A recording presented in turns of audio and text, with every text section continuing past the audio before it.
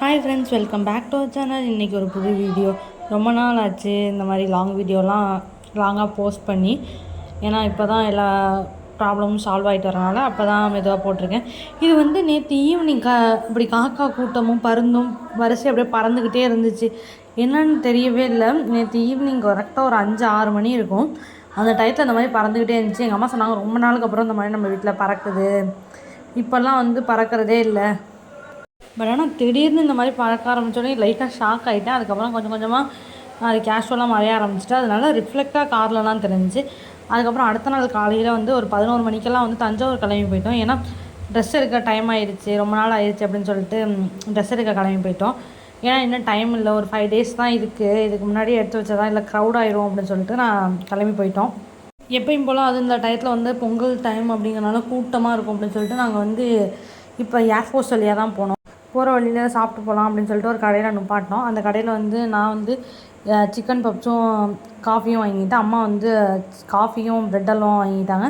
சித்தி வெஜ் பப்ஸும் டீயும், மாமா வந்து பாலும் எக் பப்ஸும் வாங்கிட்டாங்க. அதுக்கப்புறம் நாங்கள் ஸ்ட்ரைட்டாக ஃபஸ்ட்டு வந்து ஹாஸ்பிட்டல் போக வேண்டியதாக இருந்துச்சு.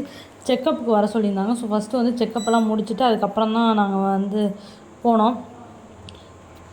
இப்போ நாங்கள் போன ஹாஸ்பிட்டல் வந்து காமாட்சி ஹாஸ்பிட்டல். அங்கே வந்து எல்லாருக்குமே அதிகமாக தெரியும், இப்போ தான் 1 month ஆகிருக்கு அதை ஓப்பன் பண்ணி.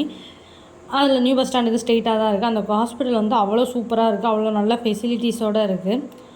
பெரிய ஹாஸ்பிட்டல், நல்ல அங்கேயே கோயிலெலாம் சாமியே 2-3 இடத்துல வச்சுருக்காங்க. அப்புறம் அதை முடிச்சுட்டு பக்கத்துலேயே வந்து ஸ்ரீகுமரன் தங்க மாளிகையும் அதுக்கப்புறம் வந்து சென்னை சில்க்ஸும் இருந்துச்சு.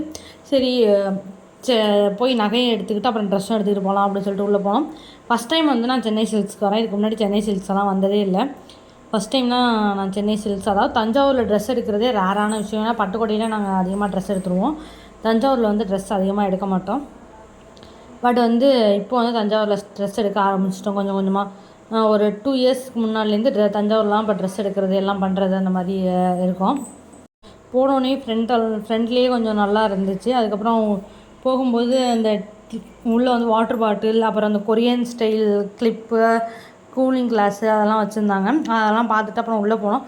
ஃபஸ்ட்டு வந்து நார்மல் சாரீஸ் எல்லாம் இருந்துச்சு, வீட்டில் ரஃப் யூஸுக்கு கட்டுற மாதிரி.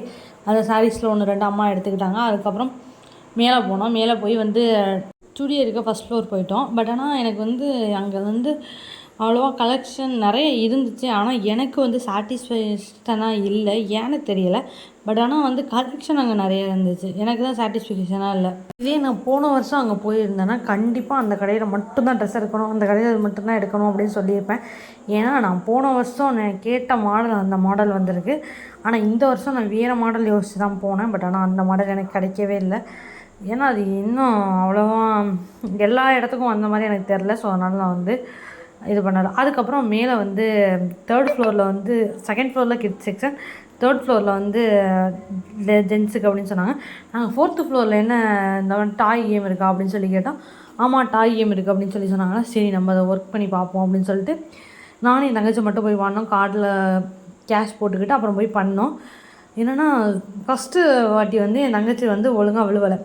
2வது வாட்டி எனக்கும் வந்து அது என்ன சொல்கிறது, ஒழுங்காக வரவே இல்லை. எடுத்துட்டேன் கையில், ஆனால் பட் வரல. என் மாமா போய் 3வது வாட்டி போட்டுச்சு, அவ்வளோ சூப்பராக எடுத்துகிட்டு.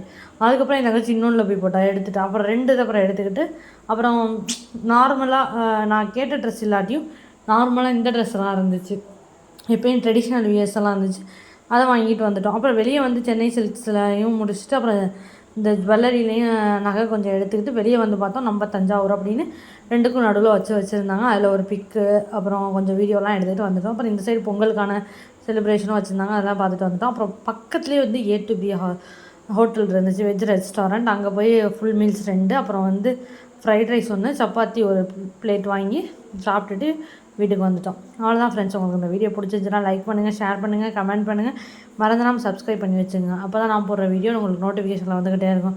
Bye friends. இன்னொரு இன்ட்ரெஸ்டிங்கான வீடியோலாம் நாளைக்கு உங்களை மீட் பண்ணுறேன். என்னமோ வந்து நான் ட்ரை பண்ணுவேன் கொஞ்சம் கொஞ்சம். ஏன்னா எல்லா ப்ராப்ளமும் ஓரளவு ஒரு 95% ஃபினிஷ் ஆகிடுச்சு அப்படின்னு நான் சொல்லுவேன். ஸோ அதனால் என்னமோ வந்து டெய்லி வந்து வீடியோ போடுற மாதிரி தான் இருக்கும்.